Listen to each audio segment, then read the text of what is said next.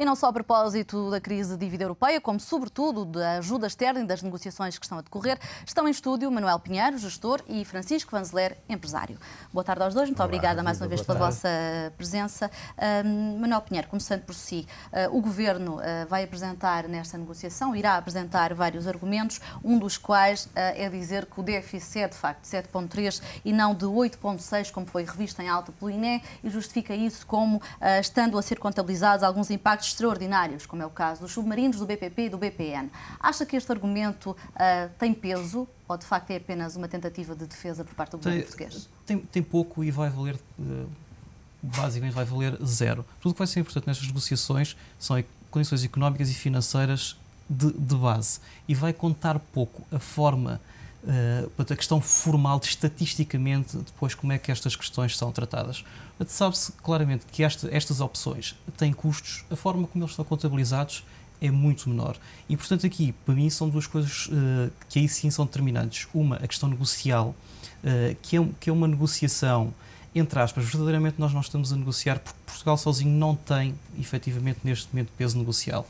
A única hipótese que nós temos, em termos negociais, é colar à melhor proposta possível dentro das pessoas com quem estamos a negociar. Portanto, a nossa única hipótese negocial é esta, é fazer mais força naquela que é a proposta que mais nos convém, que tem sido, com pouca surpresa, ao contrário daquilo que se tem vindo a falar, do FMI. E com pouca surpresa, porque Bruxelas está a defender o interesse de 27? Por uma questão de moral hazard, ou 17? essencialmente do lado da União Europeia. Nós temos tido um discurso triste, em bom rigor, infantilizante até em relação ao FMI. O discurso do Governo tem sido muito semelhante àquele que o Bloco de Esquerda, por exemplo, tem em relação à NATO. Portanto, é uma coisa absolutamente disparatada e ainda bem que surgiram agora estas notícias para desmascarar um pouco tudo aquilo que tem sido esta narrativa inacreditável em relação ao FMI. No fundo, o que é que esta narrativa dizia? Dizia que isto era uma espécie, como no filme do Truffaut, uma espécie do Fahrenheit 451, em que o Departamento de Bombeiros tinha a função de chegar fogo às coisas, era uma espécie de um bombeiro pirómano. E nós andamos a defender isto em relação ao FMI. Atenção que estes senhores, que supostamente vêm ajudar, vêm a deixar o país de rastros. Ora, não só não há evidência estatística sobre isso, como se comprovou quando efetivamente as coisas se concretizaram, afinal é em mais uma faceta ao contrário daquilo que nos estava a ser vendido. No fundo, Francisco Vanzeler, também lhe parece que diabolizamos quem de facto nos pode dar a mão? Sim, sem dúvida. Não, com certeza que já sabemos que são esses e o BCE com certeza que sim também. Só que, sem dúvida nenhuma, o FMI tem uma visão mais alargada do que a europeia, porque a europeia tem que atender a interesses diretos dos grandes países que vão pagar a dívida. A Alemanha, a Holanda, todos esses estão com muito mais restrições e, portanto, as condições que oferecem são muito piores. Além do que me parece que a Europa, através do Banco, quer castigar Portugal, assim como a França, como a Grécia e a Irlanda, e quer que os seus públicos e os seus eleitores tenham consciência de que eles fizeram o papel de castigar os maus cumpridores e os maus gestores dos seus países. Portanto, é mais uma questão política que Bruxelas está a defender. E eles vão ter que defender isso, nem que seja para vista. Não sabemos quem vai ganhar, se será o FMI, se será o Banco Central, ou ganhar não, ou quem vai prevalecer a sua opinião, mas que eles têm agendas políticas completamente diferentes. Um quer desenvolvimento económico, o outro quer nos castigar. Quando outra das diferenças é também a taxa de juro possível. Bruxelas fala numa taxa de juro idêntica à da Grécia e da Irlanda, o FMI já veio dizer que devia ser uma taxa mais baixa e diz também que o período de intervenção deveria ser mais alargado. Mas a ideia é a mesma, é poder defender o crescimento económico, porque a única hipótese que há de nós pagarmos a dívida é haver crescimento económico, senão não há nada. Teria que haver depois uma reestruturação. Para evitar a reestruturação, só houver crescimento económico. Isso é a posição do FMI. Se calhar o Banco Central Europeu também o sabe, só que não pode dizê-lo porque tem uma série enorme de países que vão ter que pagar ou ter que entrar com o empréstimo e que, portanto, gostam de ouvir que nós temos condições muito duras, que vamos ser castigados, que vai ser pior que a Grécia, porque é que nós devemos ser melhores que os outros. Portanto, aí há diferenças políticas que estas conversas irão amenizar. Um dos argumentos previsíveis nestas conversas por parte do Governo, para além do déficit, é o bom comportamento das fundações, melhor pelo menos do que o previsto e do que o esperado. Acha importante salvaguardar, nestas medidas de austeridade que vão ser impostas, salvaguardar a competitividade das empresas portuguesas, claro, como a Irlanda tentou fazer, por exemplo? É vital. Não, isso é vital, é a nossa única esperança. Embora também aqui nós estejamos a fazer comparações com o que estava previsto e com o que estava orçamentado. E o que estava previsto e orçamentado era pouco. Portanto, nós estamos um bocadinho acima de pouco. Porque os outros países europeus estão todos a exportar mais do que nós e a crescer em exportações mais do que nós. Portanto, também aí não estamos a convergir. Embora a gente diga que tem 20%, estamos a 2 ou 3 países do fim. Todos os outros estão com 20, 30, incluindo a Alemanha, 20, 30, 40% de aumento de exportações. Portanto, até aí nós temos que fazer um esforço grande e não nos deixar iludir. Nós ainda estamos abaixo de 2008 em exportações.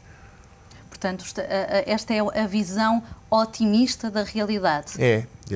Mas toda a gente sabe. Quem está sentado àquela mesa conhece estes números, não sou só eu.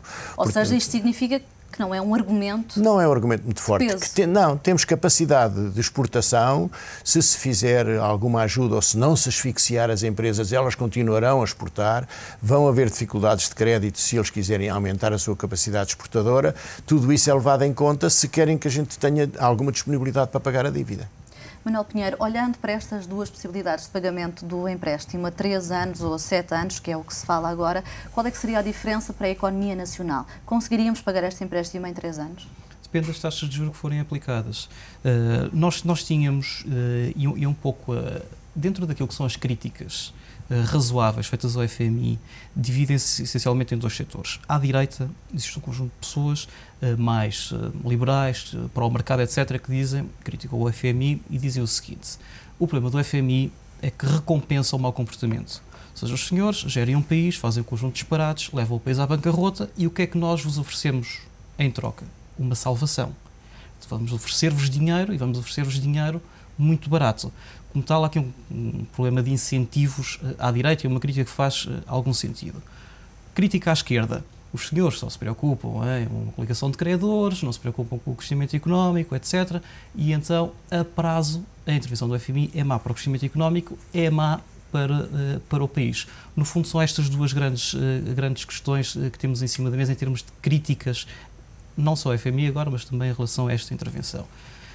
Questão: o que é que para Portugal, no meio de toda esta negociação, vai ser efetivamente aplicado? Pelo lado da União, já percebemos que a preocupação com esta questão dos incentivos e de não recompensar o mau comportamento é mais forte. Vão pôr-nos, ou vão tentar colocar-nos taxas mais elevadas. Pelo lado do FMI, a questão com os incentivos, até pela história recente do FMI, até por uma questão de cultura da organização, é menos valorizada para eles. Mas hoje há notícias que dão conta que nem um, nem outro, nem Bruxelas, nem FMI estão dispostos a alargar o prazo para que Portugal cumpra as metas do déficit. Mas isso é fazível, é realista acreditar que nós vamos cumprir essas metas? Eu acho que é razoavelmente fazível o cumprimento da questão dos déficits. A dificuldade é o pagamento da dívida. Não é? A redução do déficit é acontecer que sim, são sacrifícios na despesa pública e chegamos lá. Até já o fizemos há 3 ou 4 anos atrás. É preciso reproduzir tudo isso. E são sacrifícios, mas são esses diretos que nós estamos à espera. Cortar nas obras, nos investimentos, cortar nos salários, cortar na contratação coletiva. Quer dizer, tudo isso, chegamos lá. O pagamento da dívida é que é pior, porque é muito, muito dinheiro que tem que ser extraído da nossa economia para entregar a quem nos emprestou no passado. E com medidas penalizadoras para a produtividade, sim, como é que se Não, o crédito, com certeza, porque se as empresas quiserem investir para melhorar a produtividade, para poder ser mais competitivas na exportação, porque só a exportação é que nos vai valer, é escusado pensar no mercado interno, poderá não haver crédito. E se o escolherem, tem que haver alguma entidade que vai escolher a quem é que vai emprestar, que também é um bocadinho injusto, mas se calhar não vamos ter outra alternativa. É escolher aqueles que melhor exportam em maior quantidade e com mais continuidade. Mas com base em que é feita essa escolha? Essa é a dificuldade. Em princípio, se calhar de uma maneira um bocadinho mercantilista, ou seja, aqueles que trouxerem mais dinheiro para o país, que pode não ser os que mais empregam, pode não ser aqueles que mais ajudam o país no seu conjunto, pode não ser os mais ambientalmente mais corretos. Enfim, no fundo será o dinheiro que vai mandar. Não é o que a gente prefere, como política, que seja o dinheiro que manda. O senhor já foi presidente da CIP, amanhã a Troika encontra-se com a CIP. O que é que diria a Troika, se ainda fosse presidente? Tudo isso, a questão da competitividade, qualquer estrangulamento da competitividade das empresas, e neste caso a CIP não deve meter-se na política, deve defender exclusivamente os seus interesses. E eles depois que interpretem e façam o que quiserem.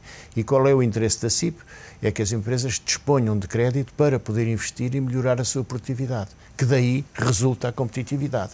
Portanto, não há que estar com desculpas e dizer que é preciso apoiar os programas sociais, que é preciso prever mais emprego ou evitar o desemprego. Esqueça isso, isso é para os sindicatos, cada um tem que fazer a sua função. A função da CIP neste instante é a competitividade das empresas a todo o custo.